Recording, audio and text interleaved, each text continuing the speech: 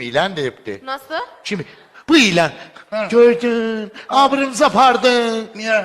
Diye ilan değil mi sen oteli daha? Ne? Yok bakayım. Niye? Niye? Ha orada restoranda taperdin hediydim az ye. Müftahidi yedim de. Her ne mene müftü oldu yerler. Şartta şart kelime. Müfte çok şey var yiyse. Yok, məzacımla sazı ödək et, düyünlə yeyəsən. Elə düyünlə de belki de ya. Affedersin abla. Biz gidiyoruz. Tamam, check-out mı? Yok, seçi biz Təbriz'de ajansa vermiş. Beyefendi çıkış yapacak mısınız? Evet, çıkış yapıyoruz. Tamam, isimleri alabilir miyim? İsimler. Mehdi Bey Dılgırzade. Tamam, bir kişi yeter. Yeter, bir kişi yeter. Ağam, ben otağı ben rezerv eləmiş. Olsun, arkadaşın ismini söylediniz ya, o önemli. Tamam. Pardon beyefendi, siz $200 masajdan bize ödemelisiniz. $200 masajdan. Bir kişi yeter. Yok siz? Get. Hallederim de.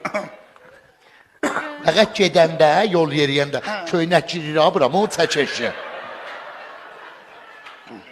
Efendim, söylədiniz evlisən ya bekar. Ben bekarım.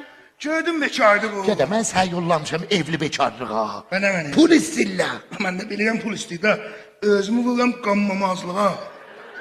Özü vurursan, Aynen. sən elə qanmazsan da. Sən qanansan sən vur. Mən laf qanmazam. Bax be, dil bilmirik ha, biz nə desə dil bilmirik. Qanma. Ha. Beyefendi kim ödeyecek? Kim ödeyecek? Qanmıyoruz. Nasıl? Qanmıyoruz. Anlamadınız mı? Qanmıyoruz. Tamam, bir dakika bekleyin. Zehra Hanım bakar mısın lütfen? Omundan da kulaq bəydardı. Ha. Qanmıyorum aşk be. Ne olmuş abla? Nasıl yardımcı olabilirim? Pardon arkadaşlara söyler misiniz? $200 masajdan bize ödemeliler.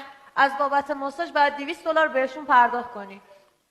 از بابت ماساژ $200 باید بهشون پرداخت کنی. İno kim işe? خانم. Qələt mikonu.